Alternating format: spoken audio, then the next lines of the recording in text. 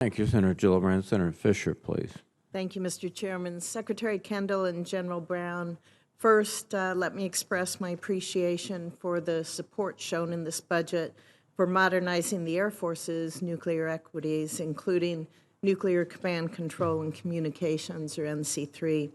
These programs are absolutely vital, and they must be delivered on time, and I appreciate the commitment to doing so that is shown in this budget.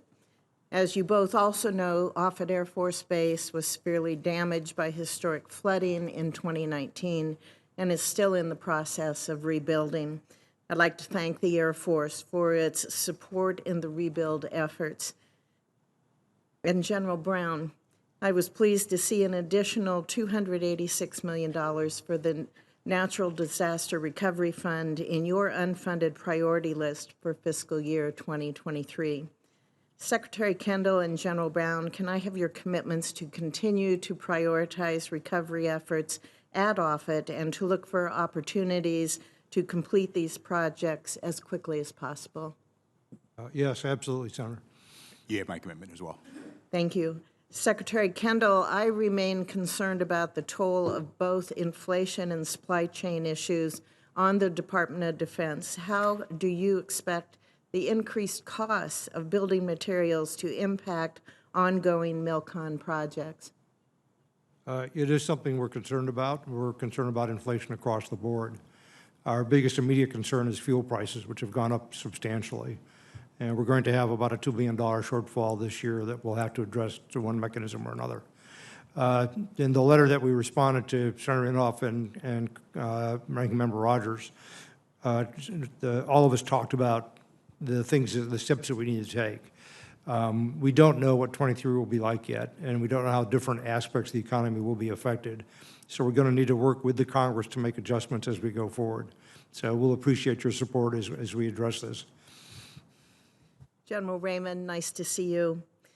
Thank you. Can you discuss the changes that are being made to the Next Gen OPIR program in the FY23 budget and how the new Resilient Missile Warning Missile Tracking Program integrates with this effort? Yes, ma'am. It's critical. It's our number one mission, missile warning, missile tracking, and it's critical that we make this transformation, as I said, to get after two important realisms. One is that the missiles that the satellites need to detect are changing, and it's getting after the hypersonic glide vehicle and being able to detect and track that. It's critical to make that transformation for that effort. The other thing is that by diversifying the architecture, very similar to what we do with our financial portfolios and diversifying, you then reduce the threat in space to an attack that may occur. And so on both of those efforts are in this budget, we pivot from handfuls of very exquisite, very expensive satellites to an architecture that's more diversified to get after both the emerging class of missiles and the threat that currently exists in space. So the plan is really to keep the Block 0 polar and the geo capabilities, but supplement them with the distributed architecture.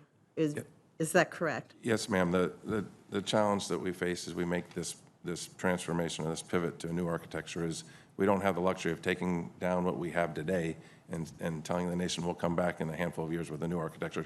So we had to develop a bridging strategy, and we looked at it. It's a risk-informed strategy to keep alive what we have for our nation as we make this important Do you still expect to have the first geosatellite in at 2025 then? Yeah, yes, ma'am. It's vital. Hall. It's vital. Yes, ma'am.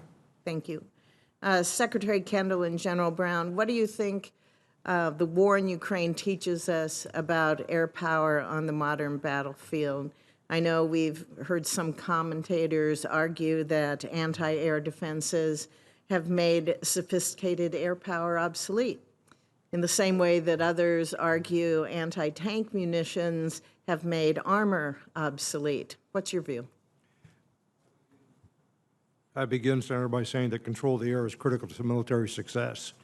And the failure of the Russian military to gain control of the air is a major contributor to the difficulties that they're having.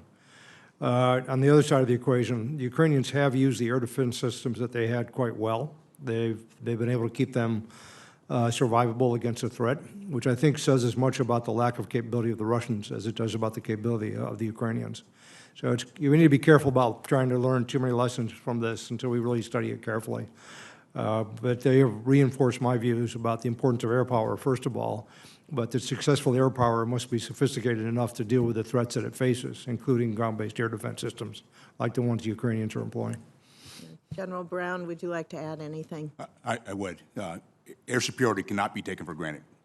And to do air power anytime, anywhere, it's not only the airplanes with the that'll be airborne to go against other airplanes, but it's the ability to also take out the air defenses that are on the ground. And it's a combination of capabilities, and that's what we as the United States Air Force are focused on, to make sure we have the capability to do both and train to that as well. And be prepared for possible more sophisticated encounters than we're seeing in Ukraine? Most definitely. Thank you, sir. Thank you both very much. Thank you, Mr. Chairman. Thank you.